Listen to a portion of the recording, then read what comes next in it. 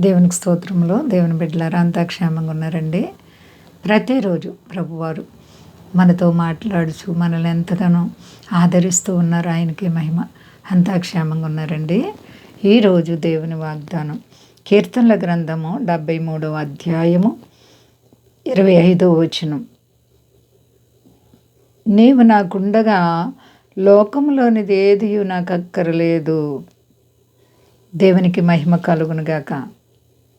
ఎంత గొప్ప మాట చూడండి. భక్తుడు దేవునితో తన జీవితాన్ని సరిచేసుకుంటూ దేవుని పొగుడుకుంటున్నారు. నీవు నాకుండగా లోకంలోనిది ఏది నాకు అక్కర్లేదు. ఎంత గొప్ప వాగ్దానం. పౌలు కూడా అలాగే, నీవు నాకు ఉంటే చాలు, నా మటుకైతే బ్రతుకుట క్రీస్తే, సావైతే లాభం అని చెప్పారు. అలాగే భక్తులు అనేక మంది, దావీదు కూడా అదే మాట్లాడుతున్నారు. నీవు నాకు ఉండగా లోకంలో ఏది అక్కర్లేదు. ఈ లోకం మోసకరమైన లోకం, పాపముతో నిండిపోయిన మన జీవితాలు, చెడిపోయిన మన జీవితాల్ని ఉద్ధరించే దేవుడు, గొప్ప చేసే దేవుడు. కాబట్టి దేవునిపై ఆధారపడిన వారైతే ఈ మాటే చెప్పగలరు. ఎందుకంటే ఈ లోకంలో మనకేమన్నా అంతా కూడా పెంటతో సమానం అన్నారు పౌలు గారు. కాబట్టి మనము ఏమి కలిగి ఉన్నా వాటన్నిటికంటే అతి శ్రేష్టంగా పరలోక రాజ్యాన్ని సంపాదించుకోవడానికి మనం ఈ లోకాన్ని జయించాలి. ఈ లోకాన్ని జయించిన విజయం మన విశ్వాసం, మనం పట్టుదలతో కూడిన ప్రార్థన, విశ్వాసం కలిగి ఉంటే ఎలాంటి శోధనలు వచ్చినా దేవాతి దేవుడు మనల్ని రక్షించి కాపాడే దేవుడు. ప్రియమైన సహోదరి, నీ జీవితాన్ని ప్రభు వైపు ఎత్తుకున్నావా? మరి ఈ లోకం మోసకరమైన లోకం, ఏ క్షణంలో ప్రభు వస్తారో తెలీదు. సిద్ధపాటు నీకుందా? ఆయన బిడ్డగా జీవిస్తున్నావా? ప్రార్థన అనుభవం నీకుందా? విశ్వాసాన్ని కాపాడుకుంటున్నావా?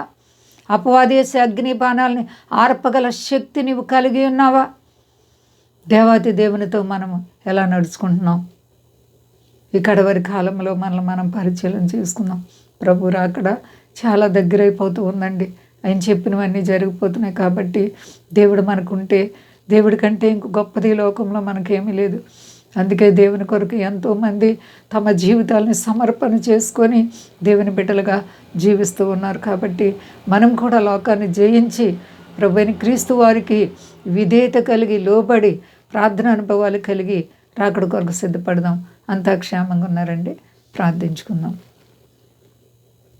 ప్రేమ నమ్మకమైన మా యేసయ్య గొప్ప దేవా, ఇదిగో మా తండ్రి, కడవరి దినాలు ఉన్నాం, దుర్దినాలు ఉన్నాం, మంచి దినాలు ఉన్నాం. ఎక్కడ చూసినా మా తండ్రి, మా తండ్రి నీ రాకడ సూచనలు కనబడుతున్నాయి. అయ్యా, నీ కొరకు మేము ఎలా బ్రతకలు మాకు నేర్పండి. సర్వ ప్రపంచాన్ని చల్లగా కాపాడండి. మా దేశాన్ని, దేశ నాయకులను కాపాడండి. మా దేశ ప్రజలందరినీ రక్షించండి. మీ దాసులను కాపాడండి.